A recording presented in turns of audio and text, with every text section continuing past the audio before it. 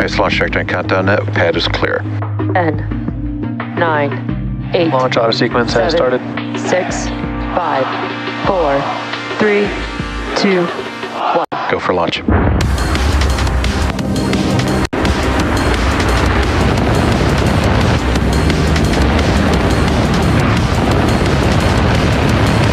Vehicle is supersonic. Stage separation confirmed. Dragon, separation confirmed.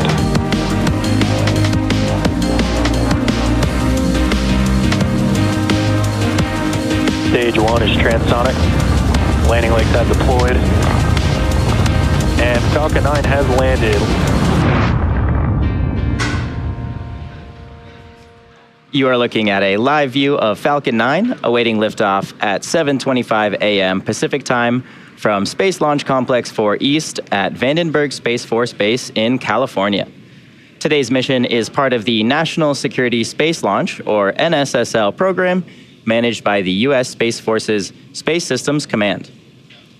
Today marks SpaceX's 12th launch for the NSSL program overall, and it's our first NSSL launch in 2 years from the West Coast, where our last NSSL mission was the NROL 85 mission in April of 2022.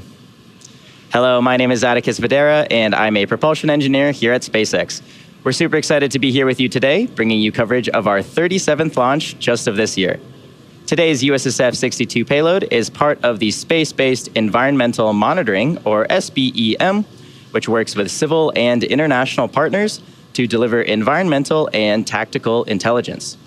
Today's payload, known as Weather System Follow-on Microwave Space Vehicle 1, or WSF-M, will help provide monitoring of weather on Earth as well as in space.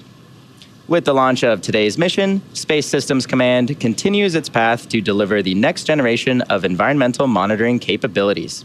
And with that, here's a video with a closer look at the payload.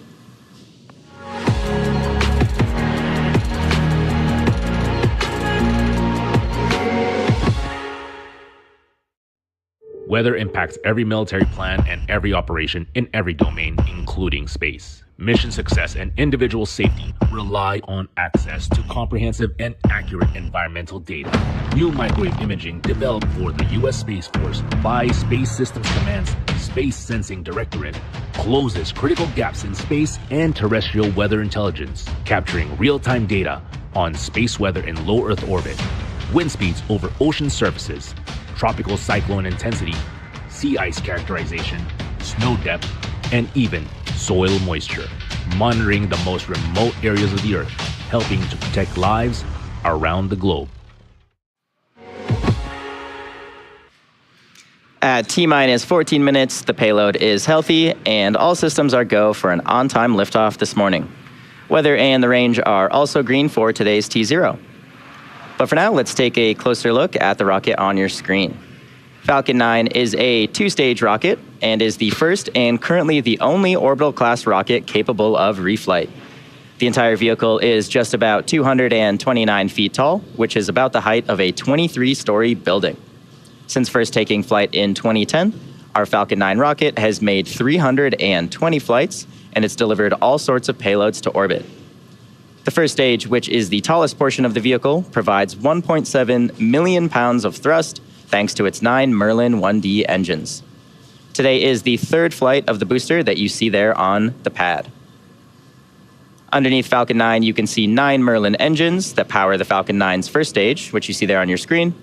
Named after the Millennium Falcon from Star Wars, the number 9 refers to these 9 engines. The second stage has a slightly modified engine on it called the Merlin Vacuum or MVAC engine, and this engine has a larger diameter nozzle, which allows the second stage to be better adapted to perform in the vacuum of space. The large structure with the pointed nose that's on the top of the second stage is the payload fairing, and it's composed of 2 halves made of carbon composite material, and those come together to protect the payload until we are in the vacuum of space. At just about 17 feet in diameter, the fairing protects satellites on their way to orbit, and these are jettisoned approximately 3 minutes into flight. Now here's a look at today's payload being encapsulated in the fairing as the payload was being prepared for launch. The fairing halves supporting today's mission are in fact flight-proven, having last flown on USSF-62, and today both of these halves are flying for their second time. After separation from the second stage, both of the fairing halves will return to Earth, and they will be recovered by our recovery vessel Go Beyond. So for now, let's turn it over to John and check in on the status of the vehicle.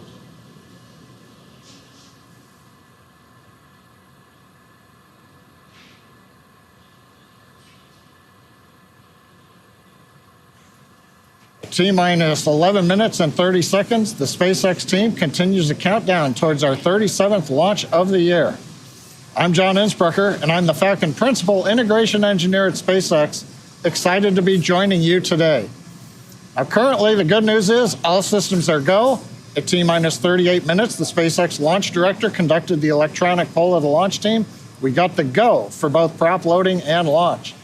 Now, we're currently loading both RP-1 kerosene and liquid oxygen propellants onto the Falcon 9 first stage booster. And we've already completed loading of kerosene onto the second stage. We're now down to just loading liquid oxygen onto stage 2.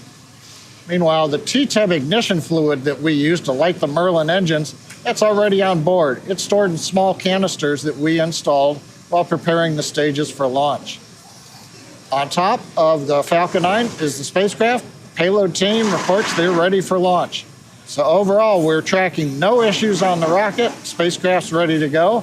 And as you can see from the weather on the screen, we started with better than 90% chance of good weather, and we've remained good during the countdown. And of course, the range, they have declared they are ready to support a T0 of 7:25 a.m. Pacific Daylight Saving Time. Now, if for some reason we do not launch today, we do have a backup opportunity tomorrow at the same time. But everything's looking good right now. With that, let's head back to Atticus to learn more about today's mission. If you're just joining us, today's mission is on behalf of Space Systems Command, or SSC, which is located just down the road from us here in El Segundo, California.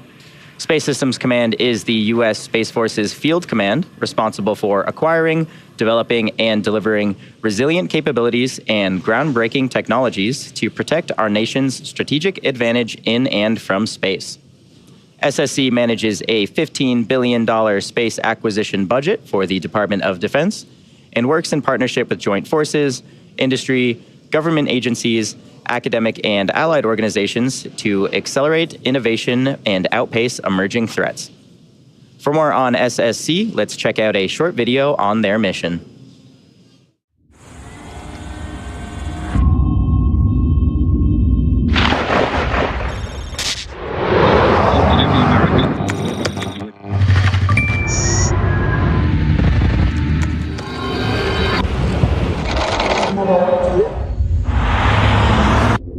The ultimate high ground has no ground. The satellites in orbit around our planet provide the critical infrastructure we use to defend and protect the security and prosperity of this world we all share. But space is no longer a benign environment. adversaries and near-peer nations are actively working to dominate the most critical battleground of our day. At Space Systems Command, the time to act is now. The race is on. Our adversary is out there. They are going to work every day, trying to work harder, smarter, faster than us. But we are making sure that that does not happen. The Guardians, airmen, and partners of Space Systems Command are working with unstoppable urgency to innovate and act now, delivering solutions to emerging threats, creating resilient space architectures we can all rely on, especially during times of crisis and conflict. The fight could happen tonight, it could happen tomorrow, it could happen in a couple of years, but we need to start innovating now, and that's exactly what we're doing. For Space Systems Command, working faster means breaking from the status quo, exploiting existing space architectures and capabilities in creative new ways, working with commercial industry, innovators and tech startups, and allied nations to exploit, buy, and build, to deliver better, faster, and more affordably. We are advancing the space architecture that we have up there right now, making sure that it's optimal, making sure that we get new space architecture set up, prototyping, experiments, to ensure that we can outpace the enemy tomorrow. To maintain our lead in space, Space Systems Command has embraced a new culture, empowering its people to race forward, speak up, and connect with industry in unprecedented new ways. Our people are agile. They continue our partnerships. They are working collaboratively day after day in order to contribute to the big warfighter purpose. Space is a team sport. We have to work together to provide integrated, resilient capability and speed in order to fight through any contingency crisis. Space Systems Command is moving fast to maintain U.S. superiority in space, running a marathon of sprints, thinking differently, acting boldly, empowering at every level to make space work for us all. At Space Systems Command, space starts here. At T-minus 5 minutes, 50 seconds and counting, all systems are currently a go for an on-time liftoff. Now, while we were watching the video, a couple of important steps have been completed. We heard the spacecraft team declare they had gone on internal power. That happened just a couple of minutes ago. Also, we have just completed fueling of the Falcon 9 first stage. That gets all the kerosene on board. So we're still loading liquid oxygen on both the first and second stages. Now, the next event coming up is going to be the retract of the strongback away from the rocket. The strongback you can see on the right side of the Falcon 9, that's the structure that carries the air conditioning up to the spacecraft, the stages, the electrical signals, the pressurization gases, as well as the propellant up to the second stage, and of course that air conditioning into the payload fairing you can see at the very top of the stack. Now, in preparation for retraction, the clamp arms that you can see are on the very top of the second stage, just below the payload fairing. They'll open up, they're hydraulically operated. Tanks are pressurizing for a strongback retract. And you've heard that call out. We're pressurizing the tanks. We're putting a little bit of gas, kind of stiffens the tanks up, and that way the clamp arms open up with a nice rigid structure for the Falcon 9 underneath them. Now, once those arms are open, we then begin to recline the strongback away from the Falcon 9. That's a process. It'll take a moment. We've heard the call out. The process is now underway. And you can see the clamp arms around stage 2 are coming open.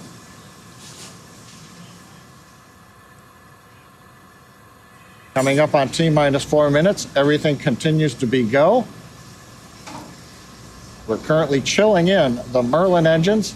At T-minus 7 minutes, we open up the pre-valves, which allow the propellant down to the engines to get them prepared for the ignition just before T0. You can see the strongback is now retracting away.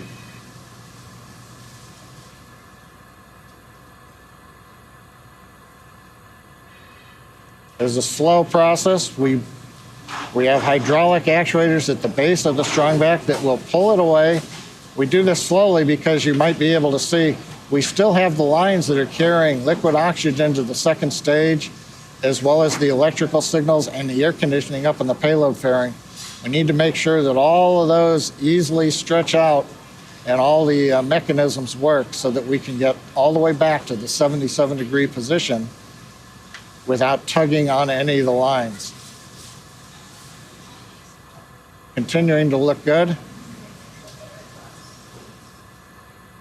You may notice a difference here at Vandenberg. Launch load is complete. T-minus 3 minutes. We've got the call out right on time. Liquid oxygen loading of the first stage is complete. We're now waiting for second stage. That'll finish up at just inside the T-minus 2 minute mark. I started to mention the strung back is different at Vandenberg. It's a different style. Cape Canaveral, for example, at Kennedy Space Center, we only recline a couple of degrees. Here we recline to 77 degrees and then pull away at liftoff. Now currently we're inside 2.5 minutes. The range continues to be green. And the weather, of course, as you can see there, has cooperated. Even the Vandenberg fog has stayed away. We don't expect any weather conditions to develop in the last couple of minutes. Again, if for some reason we do not launch today, we do have a backup opportunity tomorrow at the same time. We're listening in right now for LOX load closeout on the second stage.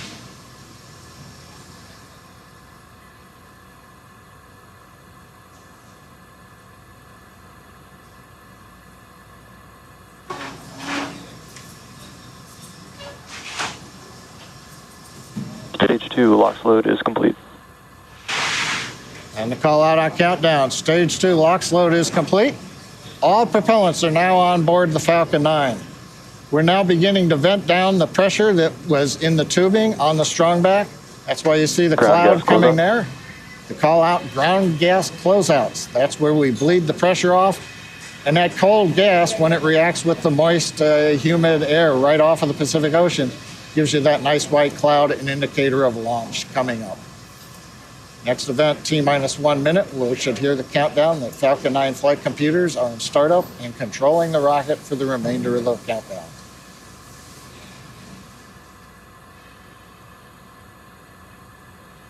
Falcon 9 is in startup. Right on time. Falcon 9 flight computers on stage 1, stage 2 are running the rocket through the last minute of the count. We'll listen to the go call outs. LD is go for launch.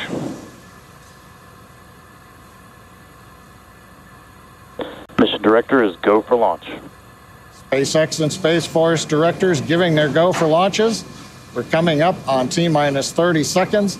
All systems continue to remain go for launch of Falcon 9 and US Space Force 62.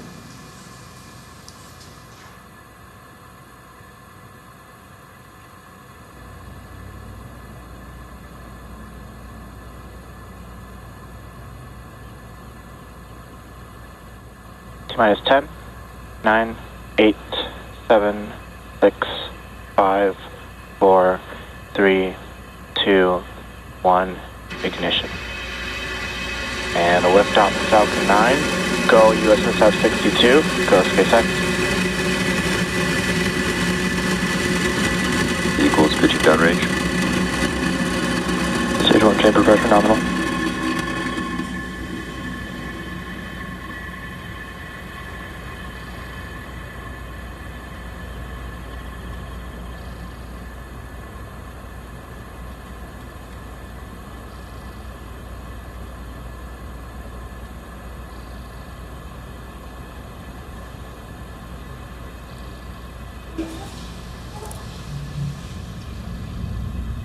T plus 40 seconds into flight, Falcon 9 on its way with US Space Force 62. Good call outs there, power and telemetry nominal. Propulsion is nominal, we're into the throttle bucket. We're throttling down the 9 Merlin engines. We prepare for the period of maximum dynamic stress coming up in about 10 seconds. Supersonic. Faster than a speeding bullet, we've gone supersonic.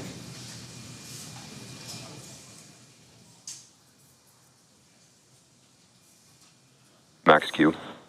Max Q call out. We're through the period of maximum stress on the vehicle. We have throttled the Merlin engines back up to full power. Now coming up, we're going to have 4 events. We're going to get main engine cutoff. All 9 Merlins will shut off. We'll then get stage separation, where the first stage pushes itself away from the second stage, and then the second stage engine will start a few seconds later. A Merlin vacuum engine on stage 2 will ignite, and that'll boost the payload into low Earth orbit. We will then have same time, the boost back burn start. Falcon 9's first stage is going to ignite 3 engines, orient itself, and start to head back to land on land, right back at Vandenberg next to where it lifted off.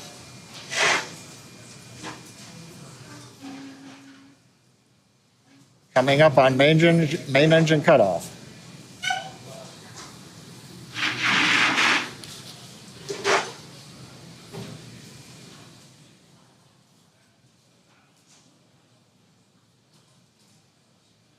Stage separation confirmed.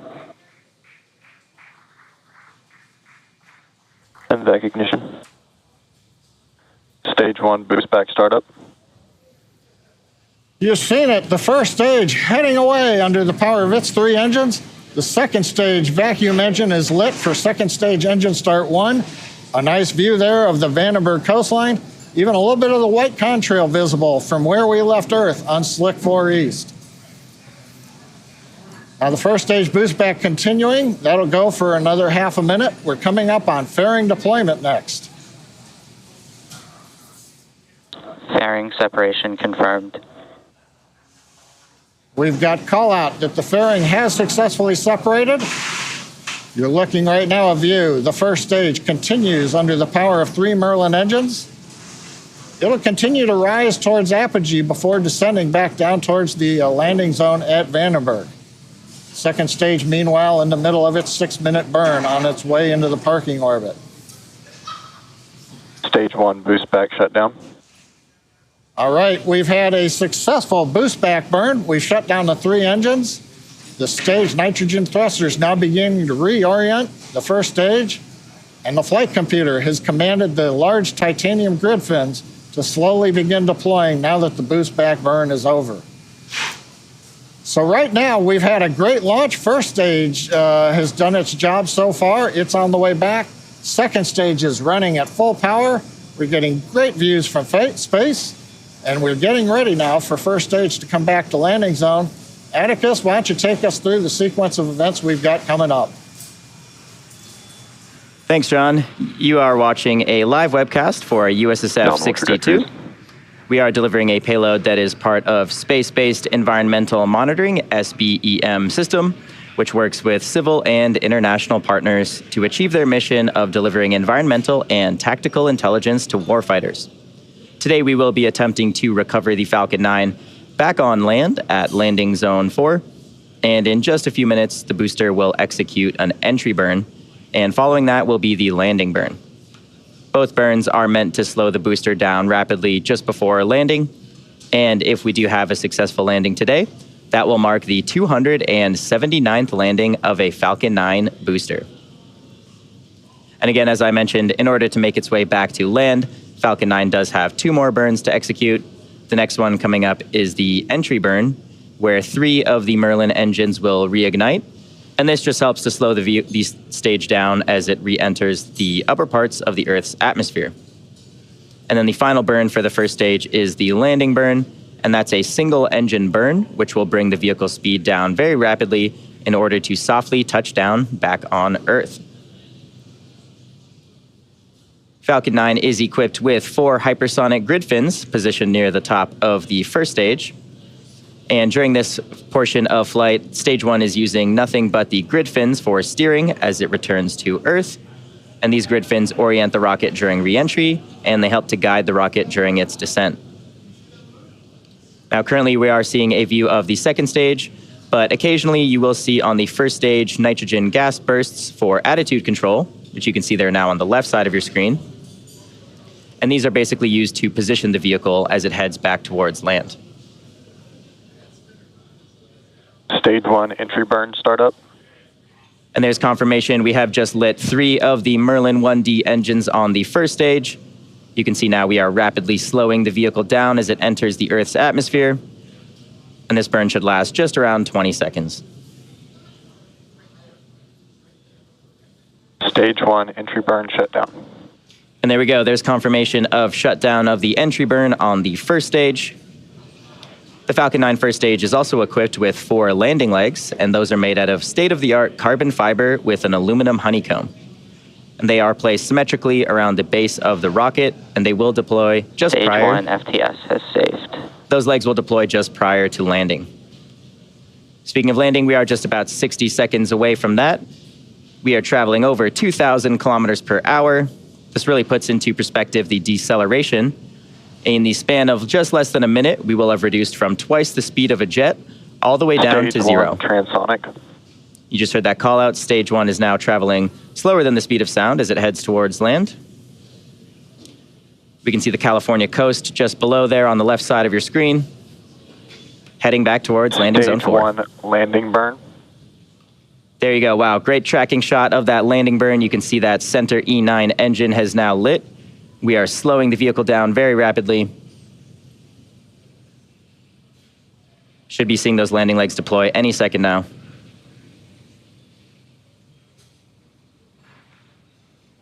Stage 1 landing leg deploy.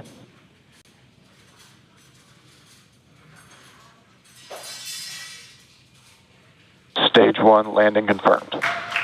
And there you have it. We have successfully made the 279th landing of an orbital class rocket. Stage 2 FTS has saved.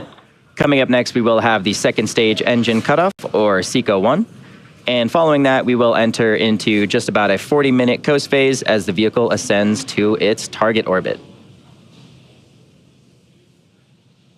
On your screen now is a live view of the MVAC engine continuing its burn.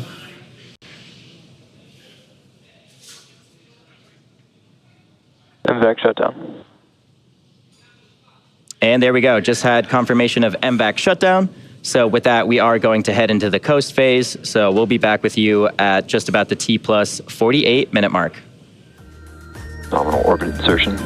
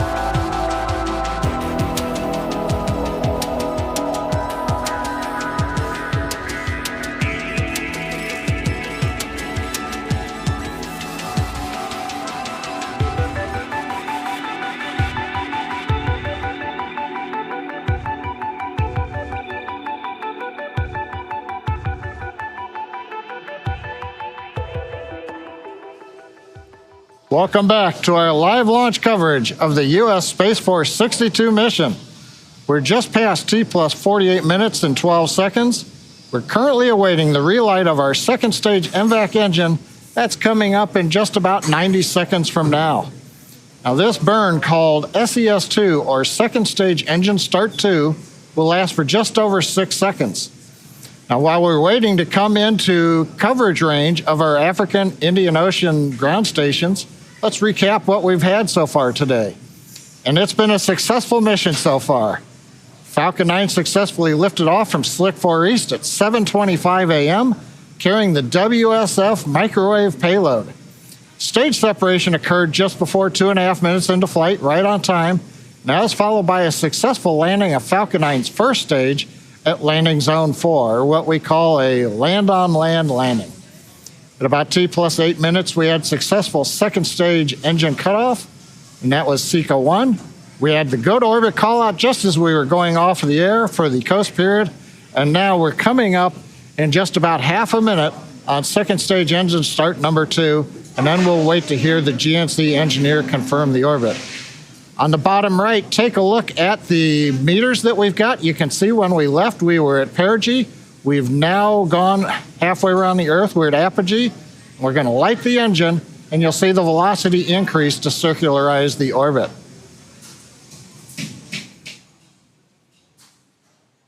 Ignition. We've got ignition of the second stage engine. This is about a 6-second burn.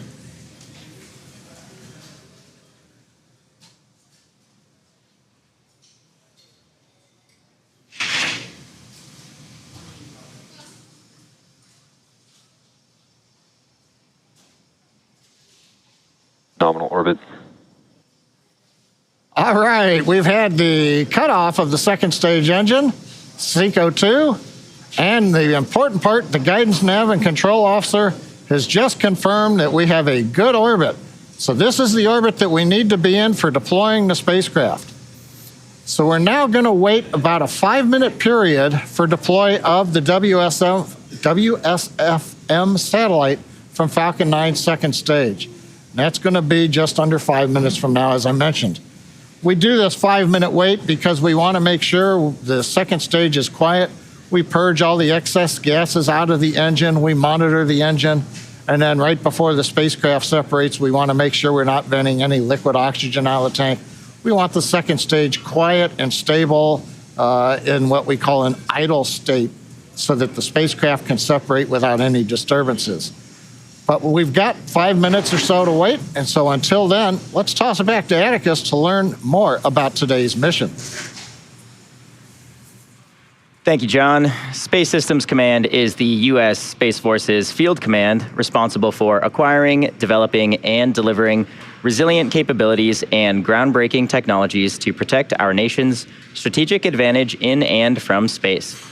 Space-Based Environmental Monitoring's SBEM mission is to deliver environmental and tactical intelligence to provide an operational advantage.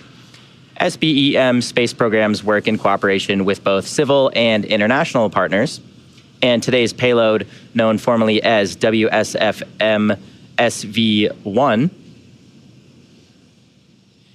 or the Weather System Follow-On Microwave Space Vehicle 1, provides modernized space-based microwave imaging capabilities for low Earth orbit weather data collection. The WSFM enables the production of enhanced weather prediction and analysis for global mission planning and operations. The satellite is a strategic solution tailored to address 3 high-priority Department of Defense space-based environmental monitoring gaps, and those are ocean surface vector winds, tropical cyclone intensity, and energetic charged particles in low Earth orbit. The satellite will also provide vital data on sea ice characterization, soil moisture, and snow depth. The WSFM system is an important part of the U.S. Space Force's pivot towards a hybrid environment monitoring architecture. And this leverages existing weather capabilities, buys commercially available technologies and services, and builds inherently more resilient systems. WSFM is the first of 2 satellites that BAE Systems will deliver, marking an important step in the U.S. Space Force's move towards this new architecture. WSFM is now the United States' newest weather space system, and it will augment capabilities provided by the Legacy Defense Meteorological Satellite Program, or DMSP. T plus 53 minutes, 17 seconds into the mission. All is going well. Spacecraft deployment coming up in 1 minute and 40 seconds. You know, Atticus, I was listening, you talked about DMSP, the Defense Meteorological Satellite Program. It takes me back to the launch. I was fortunate to fly a DMSP on a Titan II from Space Launch Complex 4 West back in 2003. So I'm glad to see that we're continuing on with that heritage, bringing new instruments into space to support the warfighter and the general U.S. population. I also note that today's landing at Landing Zone 4 is that former launch pad. We took the towers down, put some concrete in, and so we've got a nice big area where the first stage is sitting right now at Vandenberg. Now, as we come up, we're inside 1 minute to spacecraft deployment. We are getting coverage from both the SpaceX Indian Ocean Ground Station as well as the commercial African Ground Station at Hartebeestok. And we're getting these nice views. There's the view from the payload attach fitting camera looking forward. You can see part of the WSFM satellite as we get ready to deploy it in about 16 seconds from now.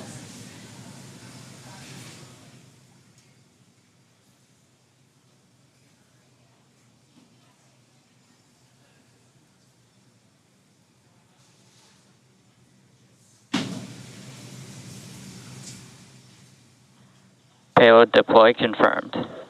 All right. Look at it go. Right on time, right into the orbit we needed to get it to. And so WSFM on its way to begin gathering that data, turn into a useful product for the warfighter. Nice views looking at second stage camera. So Atticus, it's been a great day so far. In fact, all we've got left is the sign off. So why don't you take it away from there? Thank you, John. It is great to see that payload heading off into space. And we'd like to say thank you to the United States Space Force and Space Systems Command for entrusting us with today's mission. April is another very exciting month of launches here at SpaceX. So if you're interested in more launch coverage, be sure to check out spacex.com/launches. And of course, as always, thank you for joining us this morning, and we hope to see you again soon.